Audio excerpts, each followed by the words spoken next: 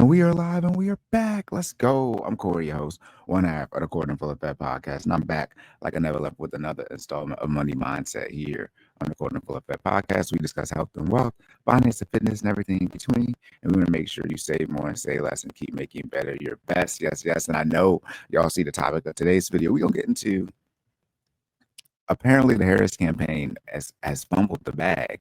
And there's somewhere in between $20 million in debt. We don't get into the article because I've done my best to not look at anything as I've been prepping. I've been trying to record this episode earlier, but I've had so much stuff going on that I've had to unfortunately prioritize. But I'm almost done doing that stuff, so I think I'm about to get back on schedule. But we haven't missed any days posting as far as the 7 p.m. to back on that Monday, Wednesday, Friday schedule. So this is going to come to y'all at 7:20 a.m. right now. So y'all have this at 11 a.m. to get us back on that schedule. All right.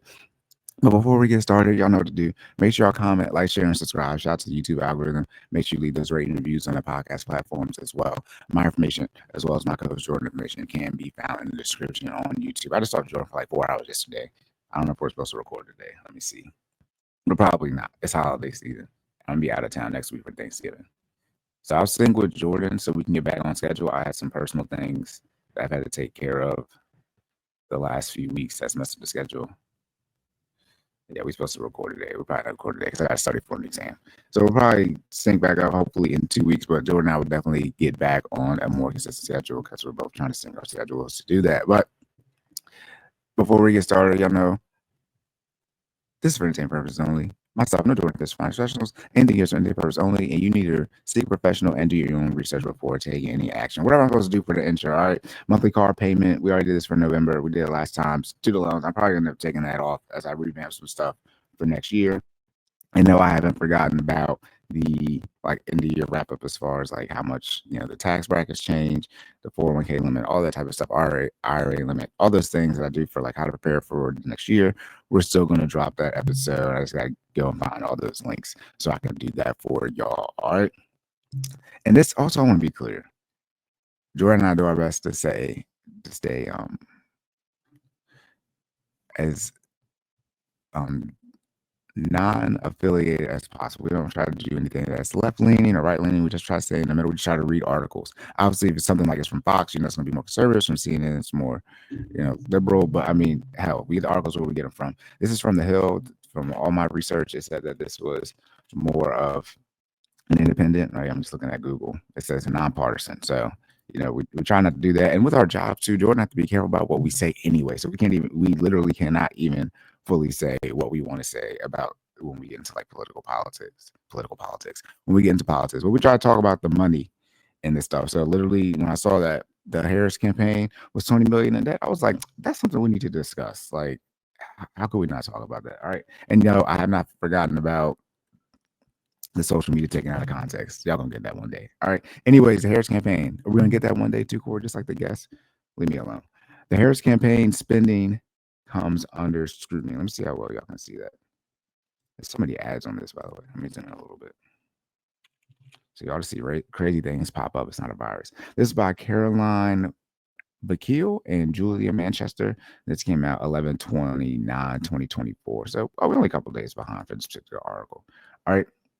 Vice President Harris' campaign is seeing growing scrutiny over spending strategy as Democrats continue to reckon with their devastating loss to President-elect Trump.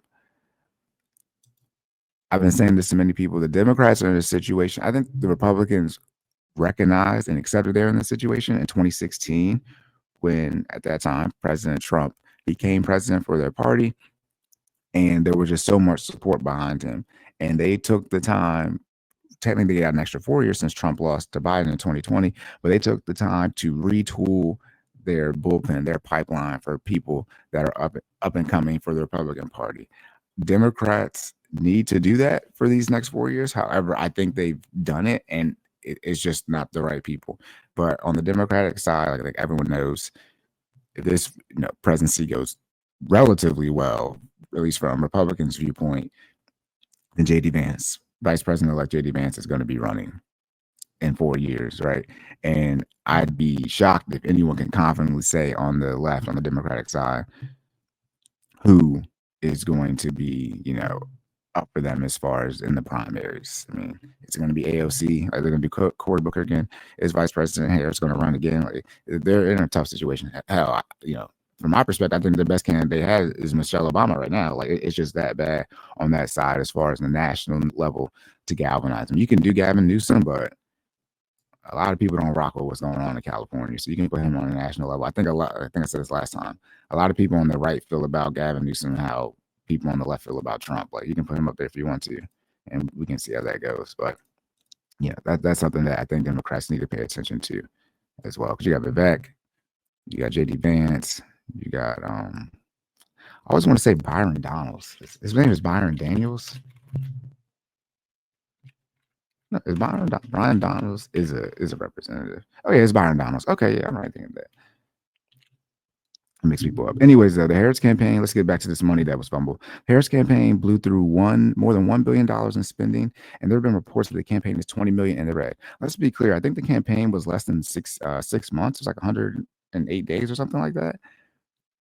Yeah, because they started signing like July. Yeah. So less than 6 months. Spending over $1 billion in 6 months for a campaign, and then on top of that, still being 20 million in the hole is crazy. Crazy. That's crazy. That's talking about you had $1 billion and you still 20. You spent $1 billion and you still got 20 million in the hole. That means they still got to ask people usually like for money, because that's how they get their money generally, from either donators, but campaign raising, fundraising. As of election day, there were no outstanding debts or bills overdue, and there will be no debt on either the DNC or HFP. Report for Post General report, said Patrick Stafford, chief financial officer of the Harris campaign. While Democrats acknowledge that Harris faced an uphill climb, even President Biden's late exit from the race in July, her loss of all 7 swing states in the popular vote to Trump has promoted the party look inward for answers. Yeah, I don't believe they had called the House when we did the last episode, but they're officially red as well. Full sweep. Everybody fell short, said James Zogby, a longtime member of the Democratic National Committee. Zogby explained, if that's how I pronounce his name, that if you're going to be sending out emails asking members of the party for money, then we ought to be able to say to people, and here's what we did with it. Yes, I mean, hold on. That was in the details. Sometimes it's just like in real time trolling. So this is James Zogby. He's a longtime member of the Democratic National Committee. He's saying that when you ask people for their money, you should be able to give them a receipt. All right, proof of funds, proof of what you did with the funds. I guess that ain't proof of funds, but what did you do with the money? Because you might just have the money sitting there, so proof of funds. And I think this is what a lot of conservatives or Republicans talk about as far as, hey, we're paying all this in taxes. We just want to know where the money is going. It's that simple, and that's what you see. Doge, shout out to Joe's, with the Department of, what do they call that department now? Doge is Department of Government Efficiency. There we go. It's top tier trolling going on right now. But that's what the Department of Government Efficiency is supposed to do, is do an audit so we can see where the money is going, right? That's something that the right has been saying, and they've been getting criticism from the left about that, in short. But we have the left saying this exact thing on a smaller scale, obviously, just as far as what people are doing with their money. But really, it's the same thing. This is money we're giving for someone to go into office, and then why would we then expect them to get in office and still not keep the same standard of being able to say to people, here's what we did with your money?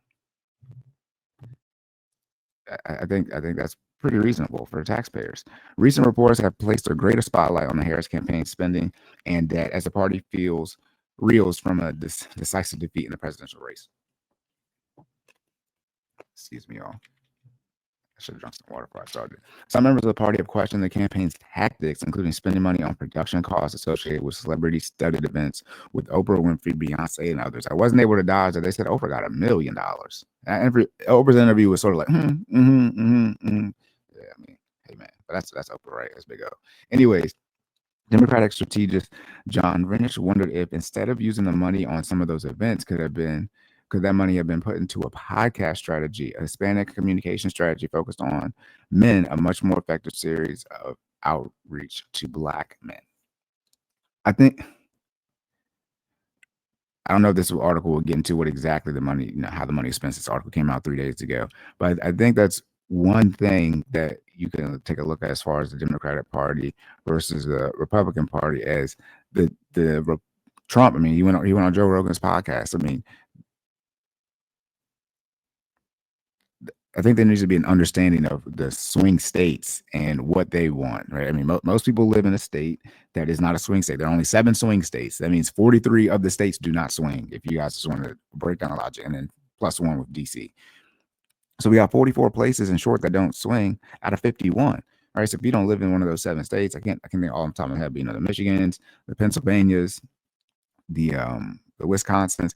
If you're not living in these states, then what's going on? I think it was Arizona, Nevada, something like that. There has to be an understanding of what these people want, and there can't just be a map. Because you're telling me people in Western Pennsylvania, if you think Meg Thee Stallion, if you think Glorilla, Cardi B, Beyonce, right? And that's the thing too.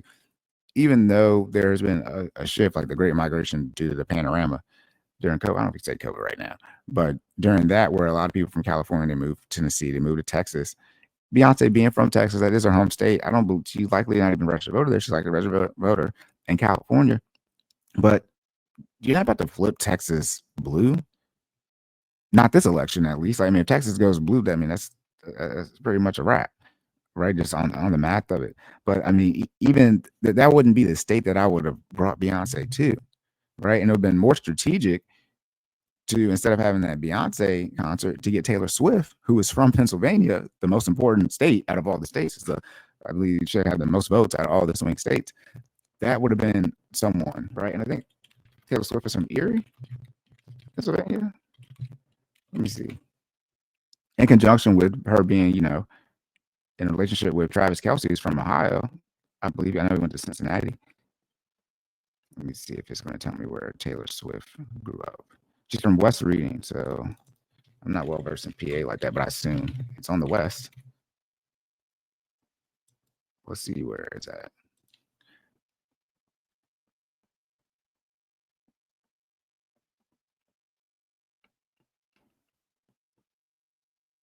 Yep, it's near Lancaster. Okay, yeah. So my point exactly, right? I mean, that would have been, a good place to start, right? I mean, I wouldn't spend any money trying to get Texas to go blue as the Dems. I would focus everything to get more of a footing in Pennsylvania, back in the states that you lost, with Pennsylvania, Michigan, and Wisconsin. I think that's kind of clear from political strategy. Spending time in Texas is something that you do still at the federal level, but for senators, for Congress and governor, there's no need to waste that time on the federal level. I mean, you can, but I mean, hey, do what you want with the money. That's why people are trying to figure out where the money is at. All right, I accidentally clicked on something. All right, here we go. My apologies, y'all.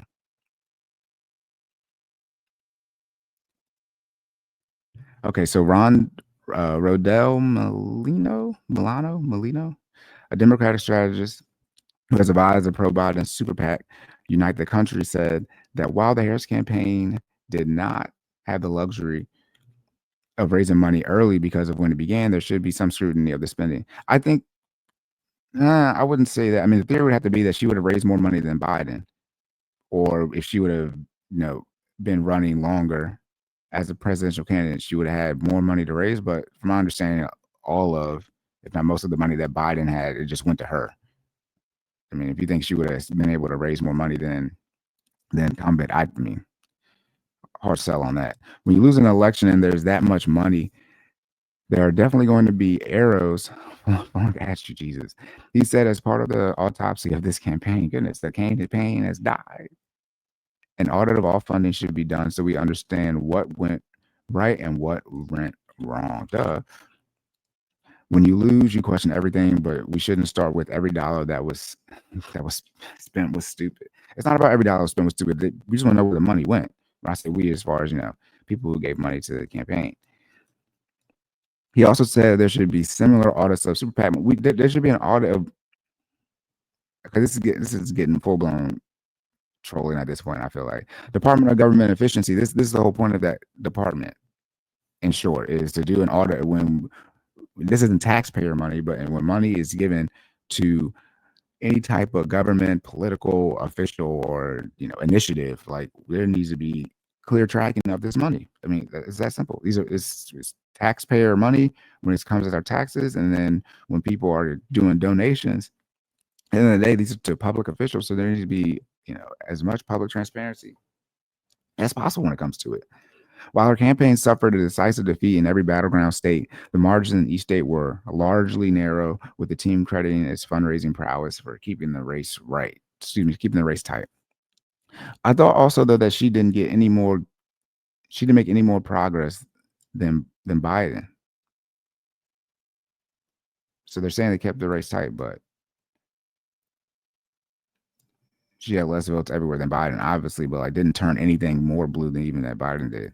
So she didn't galvanize anybody anywhere. Then that was on CNN. I saw that because of Vice President Harris' unparalleled fundraising prowess, we were able to run an aggressive, all the above strategy to reach voters, keeping the set of balanced states incredibly close. Staffer said, "I don't even know what that means. You lost. Like an L is an L, and even though you kept it tight in the battleground states, you still lost all of them. That's called a landslide. And on top of losing the Senate, and then I believe Republicans keeping the House, like man, it's a full sweep." And then what it looks like is going to be on the deck as far as Supreme Court. Like, I mean, come on now, like admit defeat and start retooling. This is what I was talking about earlier when I was saying I think the Republicans, they essentially lucked out, but accepted that okay, in 2016, like we got to do some significant retooling. And then as President Trump was doing his presidency, 2016 to 2020, 2017, 2021, however you want to look at it, he still had a lot of sports. Like, okay, I mean, he's in the company, he's going to run again. And so we're going to have another 4 years to tool up. We've seen all those people that they had lined up over across these 4 years. They sort of ran it back with the primaries of the people that kind of went against Trump in 2016, but he didn't even participate in that. And they still saw like, okay, like this is who the people want, that, the votes that we're trying to get. And then, but they still already put in that work, because when they transition from a lot of people from the primary really Vivek, but even like Governor DeSantis, right, in Florida, he's out bad. Like, no, I'm worrying about Florida right now. He's not in the cabinet. But you see all these people that Trump has had lined up, or the Republican Party has lined up, whether you agree with it or not.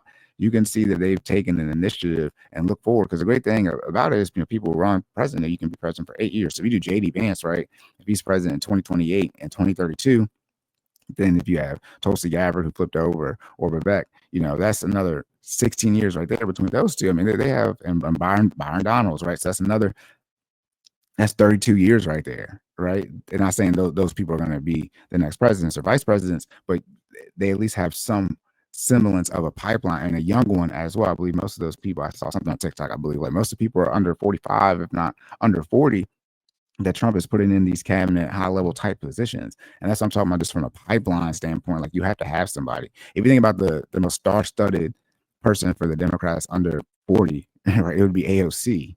But I would highly doubt anyone's going to say AOC's track record, whether you agree or not, but just sort of flat out resume, when you look at it on paper, can compare it to Byron Donalds, can't compare to Vivek, can compare to JD Vance, can't compare to JD Vance or Tulsi. I mean, it just can't. I mean, they're both combat veterans, and they serve at the federal level. I mean, JD Vance is a senator, and he's about to be vice president elect, so you can't touch that.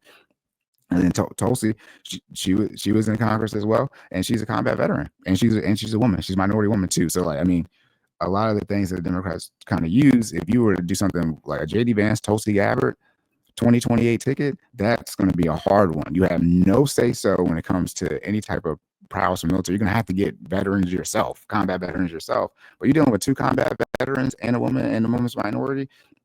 There's a lot of things. So then you can't use the Harris trick of saying voting for a woman. You don't want to vote for a woman. And also too, though, a lot of people voted for a woman. More people voted for Hillary Clinton as far as popular vote than Donald Trump. So people had no issue voting for a woman. And all these people voted, but I believe Biden got the most votes in the history of Democrats, maybe all time when it comes to an election. So even though Harris was the vice president, I mean, you're still voting for that person too. As we can see, the vice president, obviously can become president, but they'll just put that person in the position to be, as if they're the incumbent, as what they did with Harris for this last election. Democrats, including the campaign, says Harris was handed nearly impossible task, which with taking the helm of Democrats' ticket roughly 3 months before the election. Agreed. I don't even know why they did that. An historically short amount of time, Harris for president had to go to the near impossible to reach a divided electorate, break through a fragmented media. Okay, all these things that she had to do as far as her barriers.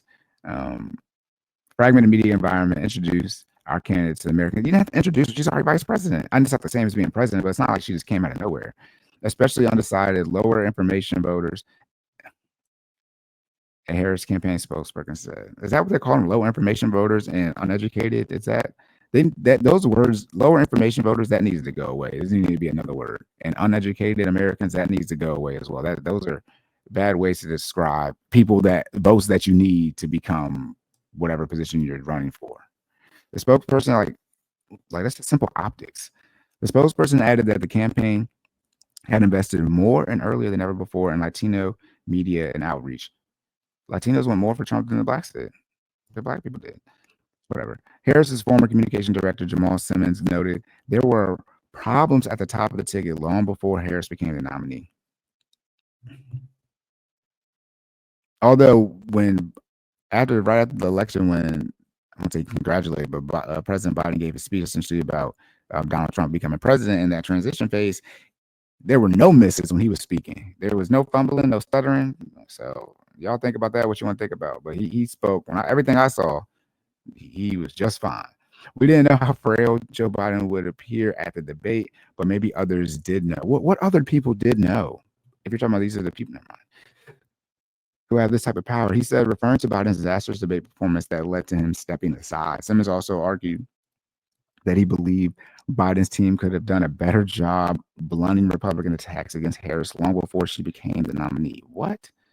She's the vice president. She can run for vice president. This is like, if you go take shots at JD Vance, like, it's not that big of a deal. Like, he's not the president. People don't vote. People don't care that much really who the vice president is. As far as talking about the low information voters aren't that worried about who the vice president is. How many people do you really think know anything about Tim Waltz that voted for the Harris Waltz ticket? I mean, even who just voted at all at the federal for the president, whether they voted for RK.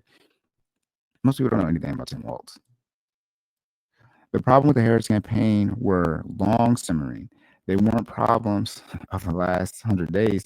He said the Biden White House should have been advertising on her behalf much earlier to counteract the sustained assault Republicans have been waging against her online and on television for years. I just said 120 days is 6 months. That's 4 months, whatever. It was a couple since June. It was since July, whatever. It was a couple months, 100 days, right? That's how long the campaign was. Now, I mean, Biden already said he was going to run, and it seems like he more so got pushed out so that President Biden, he couldn't run again as the incumbent. And now they're just saying that, it really is Biden's fault. It's not. I mean, we did a great job as the campaign with the situation we were in. Sure, raising over $1 billion. I don't know if they raised, like I said, I believe a lot of money, if not all of Biden's money, went over to her because kind of sitting in the pot for whoever's going to run on the Democratic ticket. But I wouldn't just shifting the blame over to Biden. It's like, is Vice President Harris going to run again in 4 years? That's the only question. That's the question. Nothing else should be a question, really. Admit defeat. Start focusing on what you need to do in the next 2 years, because we're going to vote again. If y'all forgot, we vote every 2 years, not every 4. Well, what you're gonna do to get back some of Congress, right? I think a lot of people are missing that. Do what you can to flip those seats back in the Senate to block all the things essentially that you're complaining about, and at least have some prowess, in the federal government. And then obviously in another 2 years after, so in 4 years, what is it going to look like? Because a lot of people, when we have 2014, 15, going into 16, when we know that that both parties are going to have to put up somebody new on the primary, those things, we start figuring that out some years in advance. If it's not as clear cut that you can pretty much know that JD Vance is going to be running for president. This presidency has to go terrible for him not to end up being on that ticket, or he has to now decide that he's not going to do it. But I'd be shocked if he does that. But we're going to, in 2026, 2027, right, at the latest, but don't be surprised if in 2026, which is, roughly a year away, by the way, because we're at the end of 2024, we're going to start, seeing some traffic on who's going to be running as far as in the primaries for both parties. I mean, that just is how it is. It'll probably be right around 2 years from now, because the midterm elections will have commenced when we vote in 2 years. But it's going to be time to start seeing, okay, who's going to start running. And since the Democrats are saying, in short, only if Vice President Harris had more time, then Democrats got to be on it. Like, they need, where's the initiative at? I've been saying this. Where has the initiative been for the Democrats on the federal level for the midterm election, not just a general election? Like, where are the Congress people lined up? Where are the senators lined up that they want to flip the seats back? Who are those people, right? Who are the people in the House that they want to flip back and gain even more seats, flip the seats that they lost, and then gain even more? Who are those people? Now, from a representative standpoint, there's so many of them. There's 435 of them, right? That's not going to probably be getting that much information on a national level. But for senators, yeah, who are the senators? They lost 4 or 5 seats or something like that. I can't remember how many they lost, but who are those people that they have lined up so they can get this done? We saw how AOC, her promotion went 4 years ago, I believe, when she ended up getting elected for the first time. But where are those people at for the Democratic Party? Like, no one is talking about that, and then everyone's just like shocked why people just got so swept and won't accept that. Most people are conservative, whether they vote conservative or not. Most people have conservative values. And that just is what it is. And Democrats really got to, retool and look at how they can get some more footing. Because the one thing I saw too, there are people who voted for Trump, but they didn't know that Obamacare and ACA, the Affordable Care Act, it was the same thing. And I said, I didn't see everything that the Harris Waltz campaign did, but I saw a lot of it. I don't ever recall seeing anything, whether it's an ad or Vice President Harris or Governor Waltz speaking during this campaign run. I don't remember seeing anything how they were going to keep Obamacare intact, or how, I heard people talking about President Trump getting rid of Obamacare, retooling, right? Is that the one where he said, I have concepts of a plan, but I don't remember seeing anything from the Harris Waltz campaign on really pushing how they're going to make sure Obamacare stays in place, or Affordable Care Act, or what they're going to even do to expand upon it. I don't remember. A big push was the termination, right? Pregnancies was ensured, the 25 percenters, that type of stuff, and then how President Trump is a bad person. That's what a lot of stuff was. But then people get out here and they're talking about all these things that President Trump is going to look to change, and that would negatively impact you. Well, what were the counterpoints from the Harris Waltz campaign to that? I think that's what people don't understand. You have to then speak against it if it's something that you don't want, and what you're going to do to either have another plan or keep something in place, because they're talking about repealing something. The extent of the Harris campaign spending and debt isn't immediately clear, though they will be post campaign filing December 5th. So I guess I knew there was a reason I should have waited. So we still got to wait to get something official. So early December. So it'll be after Thanksgiving. While the Harris campaign is learning hard lessons from the election, members of the party also think things they did well. The Oprah interview was a very creative experiment. Saying an Oprah interview in 2024 was creative experiment. It's Oprah. Isn't Oprah the GOAT? Isn't she the greatest talk? Is she not the greatest talk show host of all time? Like, isn't that Oprah? You get a car. Like, it's Oprah. It was a creative experiment in direct-to-consumer political productions, and there are costs associated with that. What? Caitlin Legak, Democratic strategist and former senior advisor to Commerce Secretary Gina Raimondo, wrote on social media, I would expect to see more of this type of thing in the future rather than less, and think it was a steal for $1 million production costs. So I guess they're confirming that maybe not Oprah got $1 million, but it spent $1 million in production costs for the Oprah interview. I would say this: if you think it was better for Vice President Harris to go on do an interview with Oprah versus President Trump doing an interview with Joe Rogan, you are not aware of the current times. Shout out to Oprah. Joe Rogan is not Oprah, but when it comes to interviewing slash podcasting, Joe Rogan is Oprah. Now that Oprah is just transition. Oprah would have kept doing what she was doing and then transition, then it'd be a different conversation. But come on now, y'all. I mean, that's Joe Rogan. What are we talking about?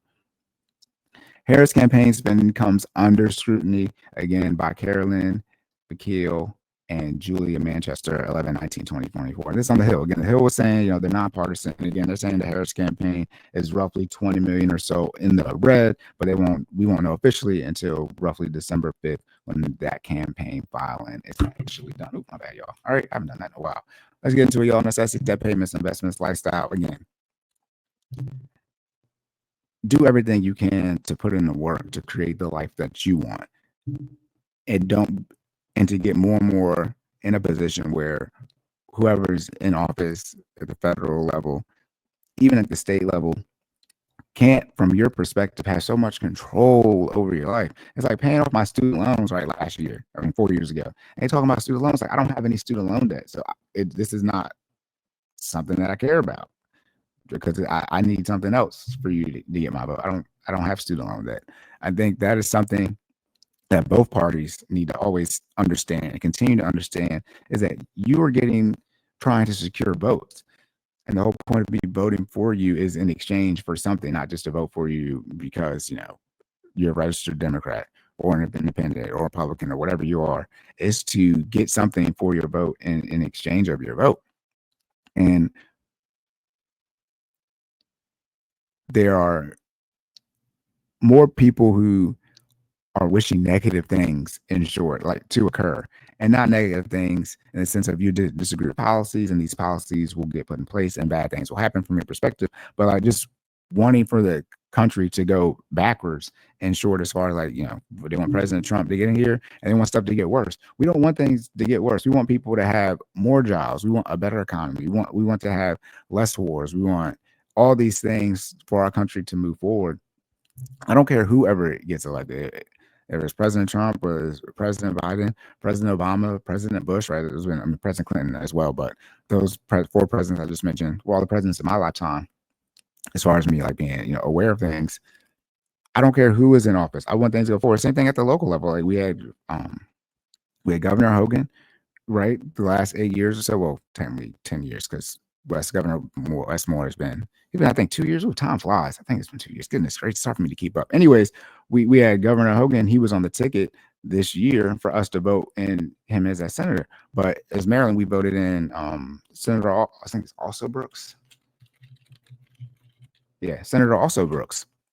I think it's Maryland's first time having a black either black senator or black female senator, right? So it's a governor. The general sentiment for Larry Hogan that he was a pretty good governor, but even when he's running for senator for the state that he governed, that's not how we voted as far as in the state of Maryland overall. And that's just how things are. And that's the one thing two people are complaining about that. And what is it? In North Carolina. North Carolina got a blue governor, but the state went red. It's like, what are you talking about? Maryland had a red governor when Hogan was governor, and we went blue. So something, and that's the thing too in the media. People complain that North Carolina went red. They voted. The state went for Trump, but then they have a blue governor. Maryland has been going blue back to Clinton, maybe even past that. And we've had red governors that during that time period. So those are the things also too when you're seeing them say things. It's like, is the logic that the party that your governor resides in should also be where you should vote at the federal level? What type of logic is that?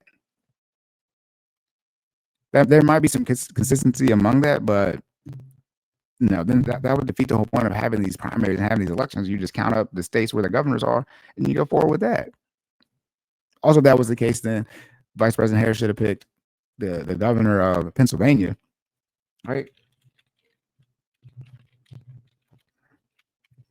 Is Pennsylvania governor? Are they blue? I don't know. But anyways, all right, y'all, that's it. Remember to comment, like, share, subscribe. Shout out to YouTube algorithm, my rants. Make sure you leave those rating reviews on the podcast platforms as well. I can hear my son, so I got to wrap up. My information as well as your information can be found in the description on YouTube. Again, I'm going to make sure that the recordings keep going. I'm getting stuff is winding down on things I have to do. And I'm going to try to get that taken out of context when I'm reacting to the social media posts out for y'all. All right. Remember to save more and say less. Keep making better your best. And I'll catch y'all in the next one.